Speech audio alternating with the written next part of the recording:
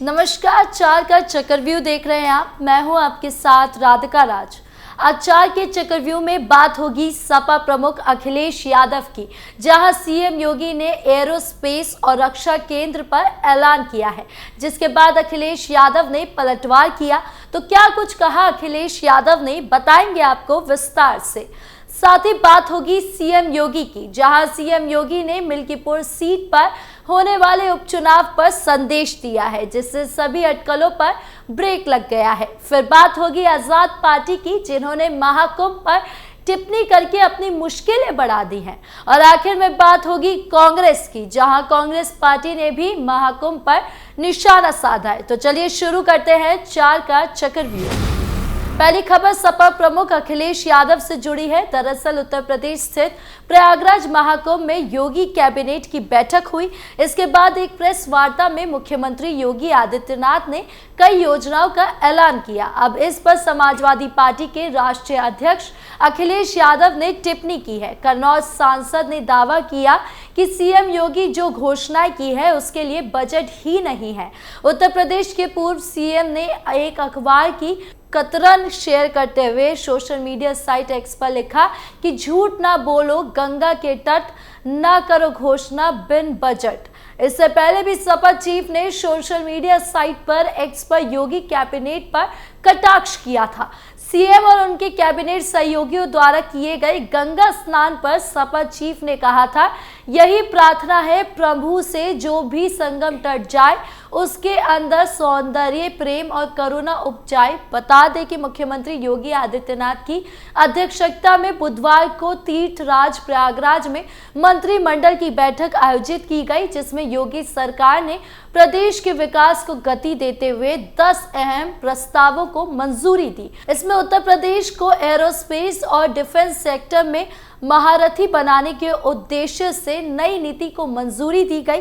इसके अंतर्गत 50,000 करोड़ के निवेश को आकर्षित करने का लक्ष्य दिया। इसी नीति के लागू होने के बाद प्रदेश के 1 लाख युवाओं को सीधे सीधे रोजगार मिलने की प्रबल संभावना है। खैर, अब देखना होगा कि सीएम योगी अखिलेश यादव के बयानों पर कैसे बुलडोजर चलाते हैं। बढ़ते अगली खबर की ओर, जो यूपी के मुख्यमंत्री सीएम योगी से जुड़ी है।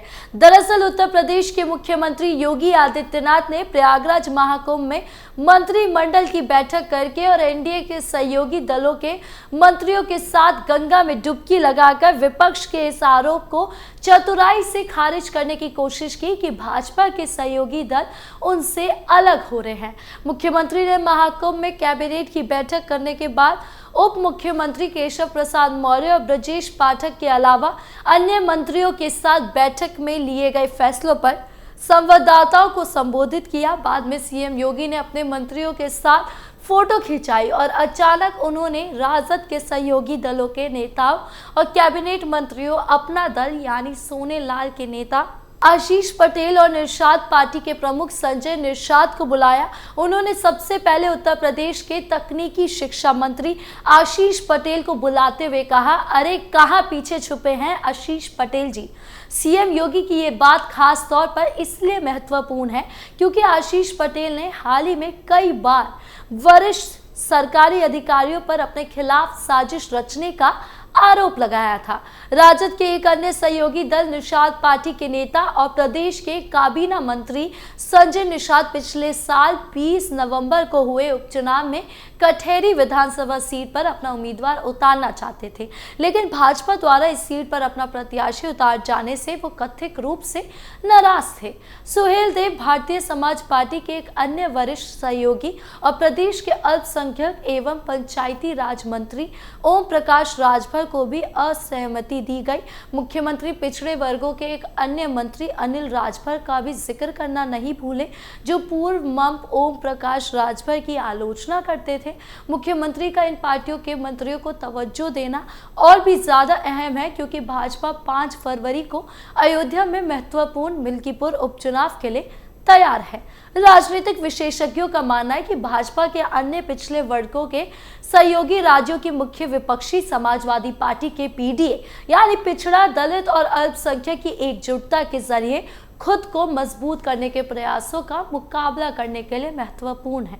प्रदेश के एक वरिष्ठ मंत्री ने कहा, मुख्यमंत्री ने बस ये दिखाया कि भाजपा गठबंधन धर्म निभाने में विश्वास करती है। मंत्री ने कहा कि गठबंधन के सहयोगियों को खो देने वाली समाजवादी पार्टी या कांग्रेस के विपरीत भाजपा चाहे उत्तर प्रदेश में हो या केंद्र में अपने सहयोगियों को जोड़ती है। और क्योंकि हम समावेशी राजनीति में विश्वास करते हैं, सीएम योगी के इस कदम में ये साफ हो गया है कि बीजेपी गठबंधन मजबूती से डटकर चुनाव में खड़ा है।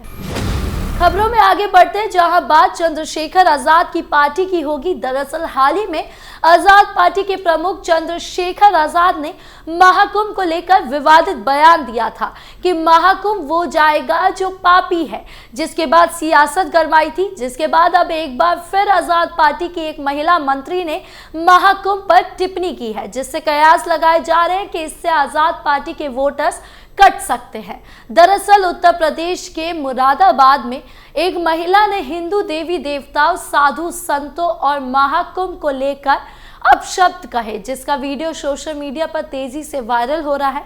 महिला नगीना सांसद चंद्रशेखर आजाद रावण की आजाद समाज पार्टी से जुड़ी है। पुलिस ने महिला के खिलाफ मुकदमा दर्ज कर लिया है। पुलिस महिला की गिरफ्तारी के लिए उसके घर भी पहुंची, लेकिन महिला नहीं मिली। मुरादाबाद में आजाद समाज पार्टी के कार्यकर्ता का वीडियो वायरल होने के बाद लोगों में आक्रोश फैल गया। इस दौरान एक व्यक्ति ने इस वीडियो को पुलिस को टैग करते हुए सोशल मीडिया पर अपलोड किया, जिसके बाद मामला पुलिस के संज्ञान में आया।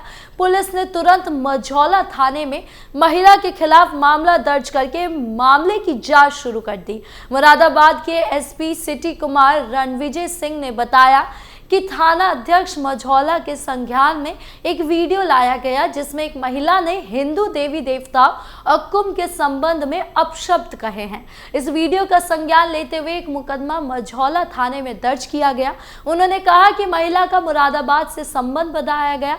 मामले की जांच की जा रही है। हालांकि इससे पहले नगीना सांसद चंद्रशेखर आजाद के महाकुंभ पर दिए गए बयान भी काफी चर्चा में रहे। तब उन्होंने कहा था कि महाकुंभ में वही लोग जाएंगे जिन्होंने पाप किए हैं, लेकिन जब कोई पाप करता है तो बताता है क्या?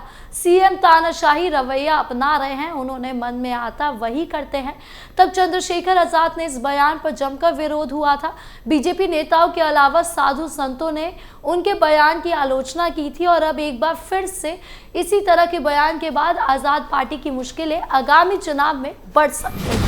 खबरों के अंत में अब बात कांग्रेस की। यहां यूपी कैबिनेट की बैठक को लेकर सियासत भी शुरू हो गई है। कांग्रेस प्रवक्ता अंशु अवस्थी ने कहा कि कुंभ क्षेत्र में सबसे पहली बार 1988 में कांग्रेस सरकार में विधानमंडल की बैठक हुई थी। कांग्रेस नेता ने कहा कि भारतीय जनता पार्टी कुंभ में कैबिनेट बैठक करके कांग्रेस की नकल तो कर सकती है, लेकिन अपनी नीयत ठीक नहीं कर सकती। उन्होंने कहा कि कुंभ क्षेत्र में विधानमंडल दल की बैठक पहली बार 8 जनवरी 1988 को कांग्रेस सरकार में हुई थी। उसकी नकल तो भाजपा सरकार कर सकती है, लेकिन भाजपा की नकल करने वालों की नीयत प्रदेश कल्याण के लिए नहीं है। उन्होंने आरोप लगाया कि बीजेपी महाकुंभ को सिर्फ अपने वोट का जरिया समझती है। कांग्रेस प्रवक्ता अंशु अवस्थी ने कहा कि कुंभ क्षेत्र में विधानमंडल दल की बैठक की नकल करने वाले लोग कभी अपनी नीयत ठीक नहीं कर सकते। कांग्रेस सरकार में 8 जनवरी 1988 को पहली बार कुंभ क्षेत्र में विधानमंडल की बैठक हुई। भाजपा उसका अनुसरण तो कर रही है, नकल तो उतार रही है, फिर से बैठक कर रही है, लेकिन नीयत पर सवाल है। हम कुंभ की तैयारियों को आस्था के रूप में देखते हैं, आस्था के रूप में श्रद्धालुओं का स्वागत करते हैं, लेकिन भारतीय जनता पार्टी सिर्फ और सिर्फ वोट की नजर से देखती है। उन्होंने महाकुंभ में योगी सरकार की व्यवस्थाओं को लेकर भी सवाल उठाए और कहा कि कुंभ में सरकार के द्वारा समुचित इंतजाम नहीं दिए गए हैं।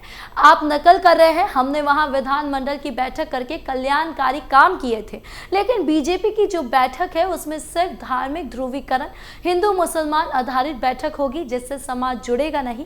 कुंभ का काम समाज जोड़ने का है, लेकिन भारतीय जनता पार्टी समाज को तोड़ने का काम करती है। ये नकल करने वाले लोग नीयत नहीं सही कर सकते। अब ऐसे में सीएम योगी क्या पलटवार करते हैं, ये देखने वाली बात होगी। साथ ही ये भी देखना होगा कि क्या बीजेपी को महाकुंभ से फायदा होता है या नहीं। चार के चक्रव्यूह में आज की खबरों का सिलसिला यही खत्म करते हैं। कल फिर मिलेंगे आपसे नई खबरों के साथ। वीडियो अच्छी लगी हो तो लाइक शेयर करें, चैनल को सब्सक्राइब करना ना भूलें और देश की तमाम बड़ी खबरों से जुड़े रहने के लिए देखिए कैपिटल टीवी उत्तर प्रदेश। नमस्कार।